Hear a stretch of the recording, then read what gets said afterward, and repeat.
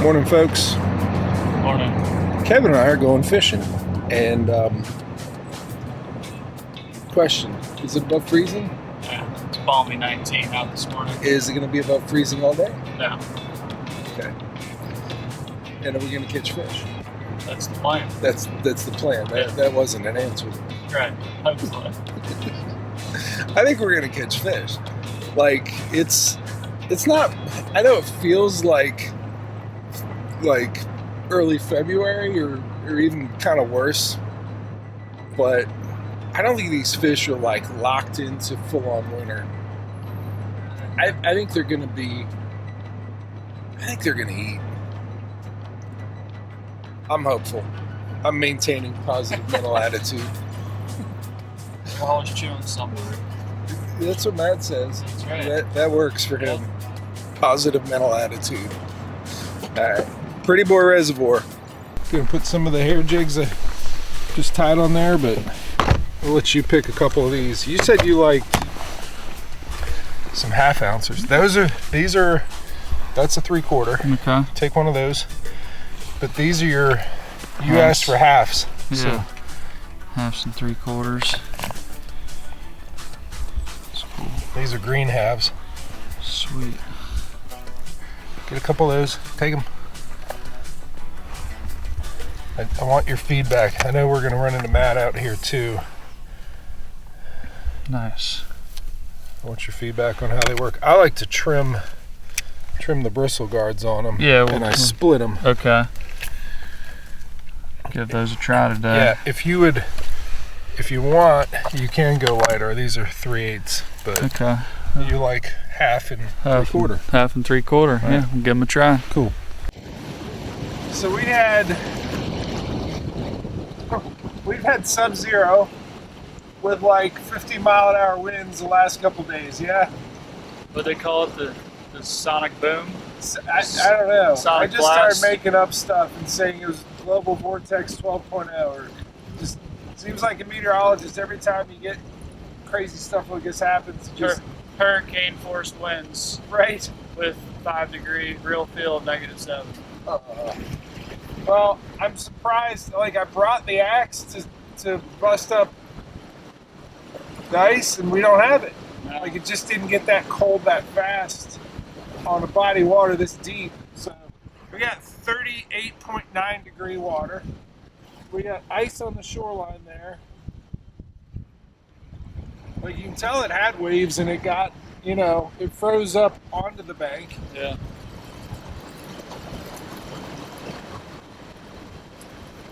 You straightening the outlines? Stretching the line out, yep.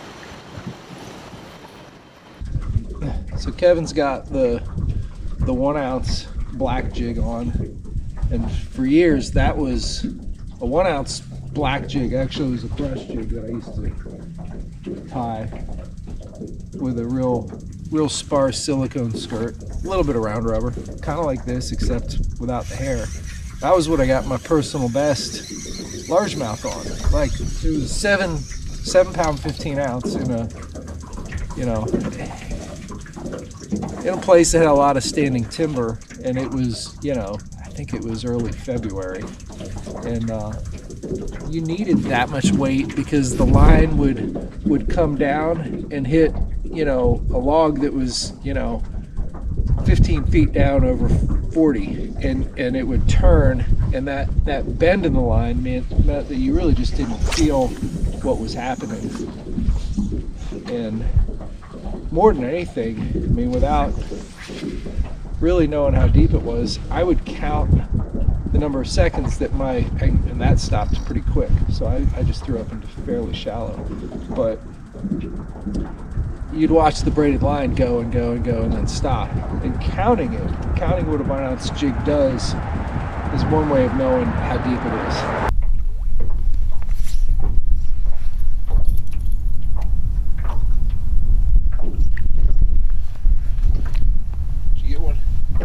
Giant. That's a fish. Giant crappie. We will not get skunked today. No. Yeah. I think the cold shock hit him pretty good. Oh. I didn't know we were filming a crappie show today. Wow. Look at that thing.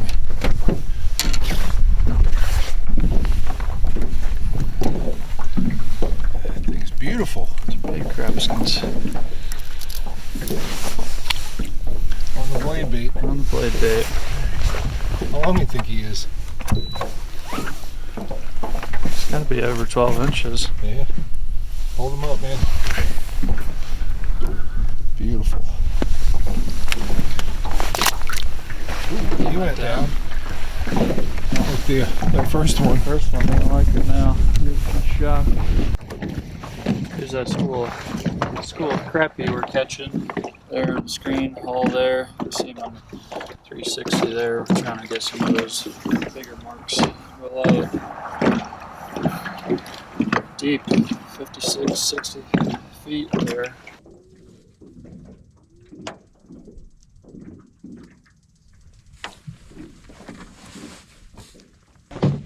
Is it? Big one. Oh, yeah. Smallmouth. Big one. Nice one. Yeah. Yeah, 3 pounder or so. Very nice. So blade bait sitting on the bottom. Look at those spots on the belly. Yeah. And the bottom. Sweet. Take a picture of them and let them go. Yeah. Nice, man. Beautiful fish. On the board. Nice, Very cool. fat, healthy. There he goes. Nice catch, man. Thank you.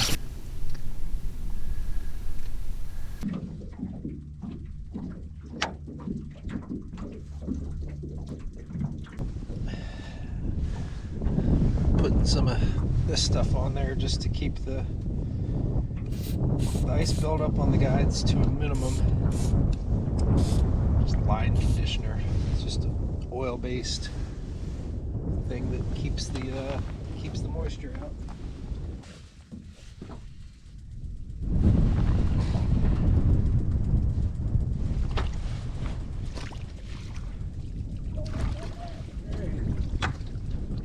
Swim on the board. Chunky little dude out on this point.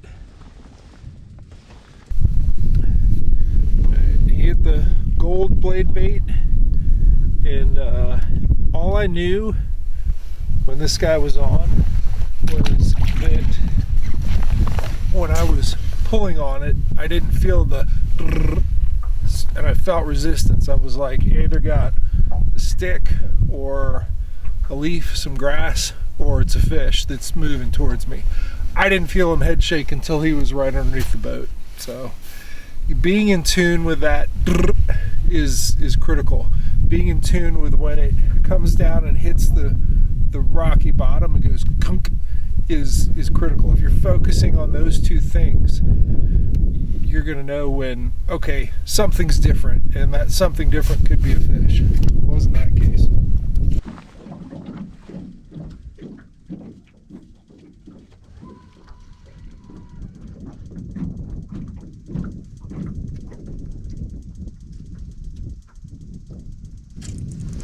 Here we go. Yep, same spot.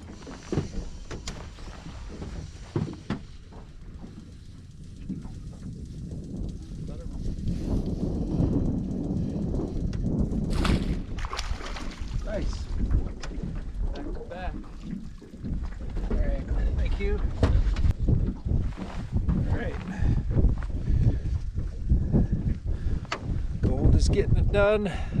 That guy crunched it right about the same time I expected it to touch down, but it was a little bit more crisp than the thud of the blade bait.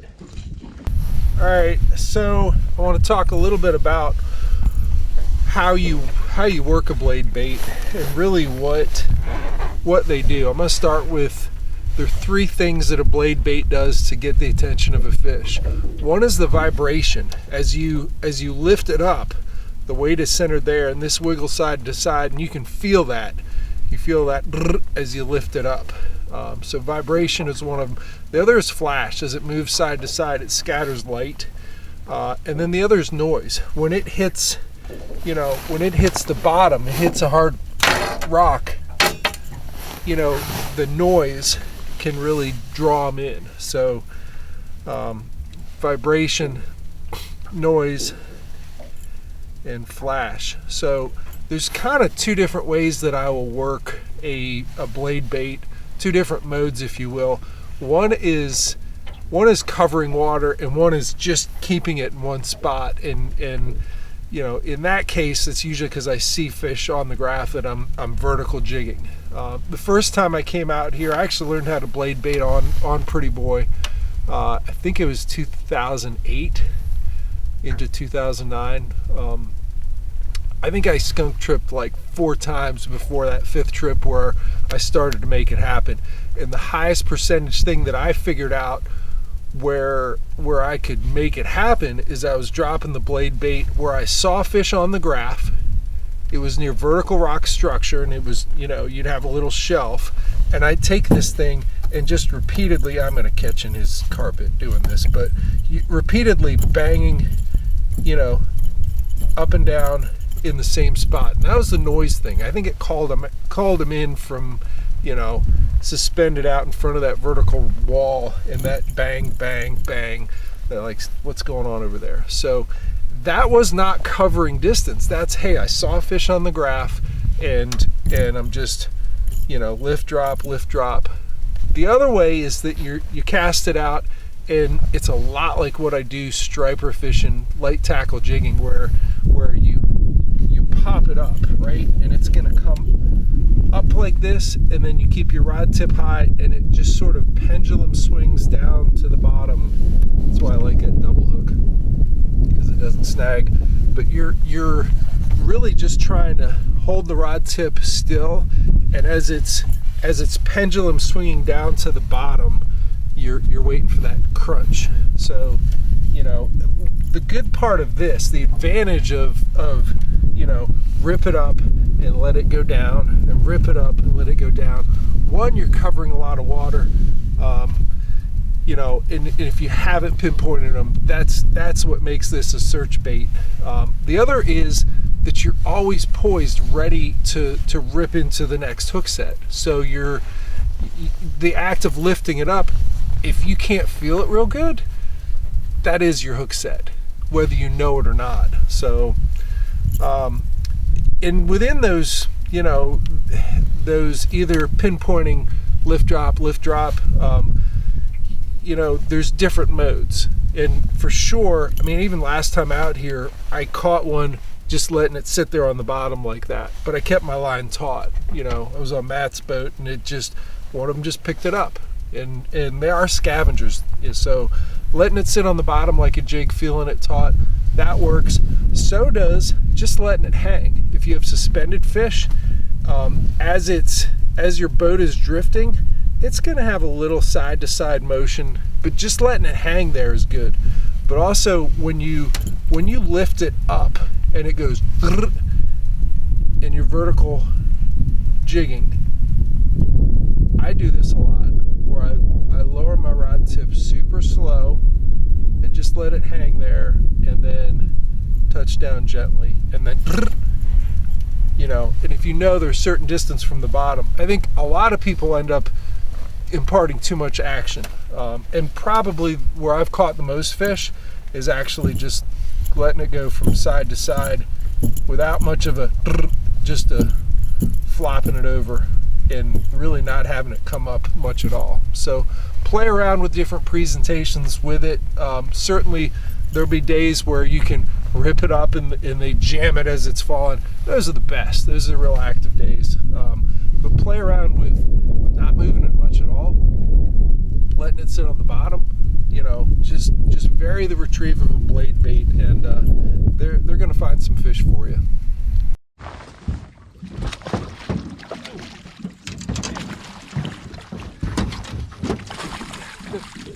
The net was frozen to the floor, man.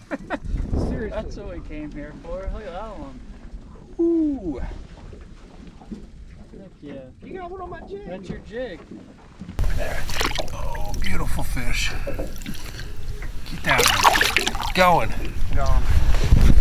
Nice, man. Sweet. Good Jig. job. Jig And blade. and blade.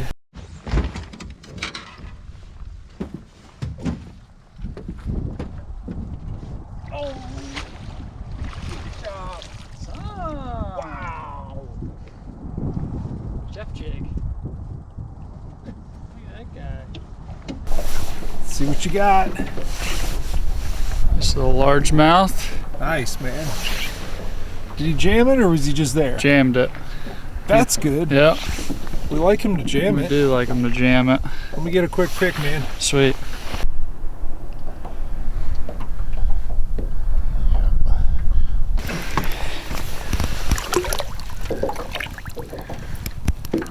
Go, fatty. Go down.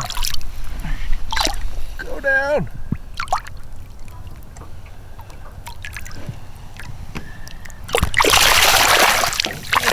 There. That one.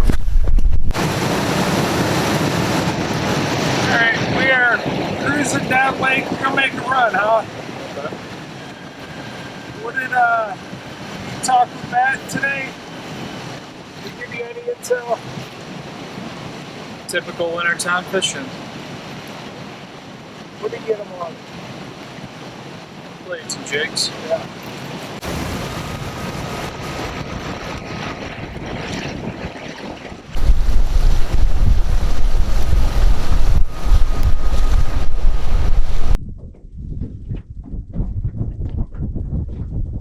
Is it pulled back yet? Oh, it's a chain stick rope.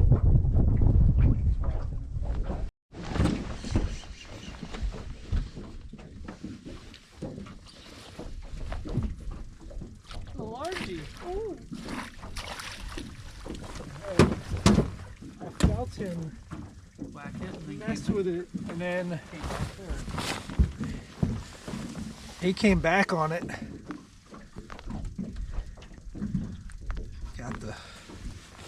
He got the tail treble, not the double one. All right. We went for a while without catching him, made a longer run, and lost our sun, and it's been cold, but this warms me up. I have not felt a head shake, so it could just be a rock, but I don't know. No, I think I'm bringing up an inanimate object. Yep, look at that. Caught a rockfish.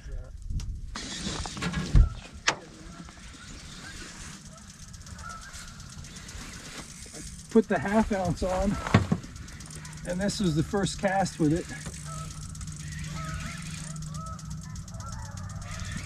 good one.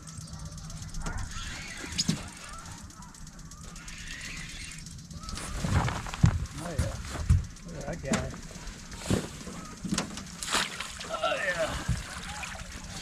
Sir. All right. Yep. Bigs love jigs. Look at that. He took it in. He said, yes, please. Phew.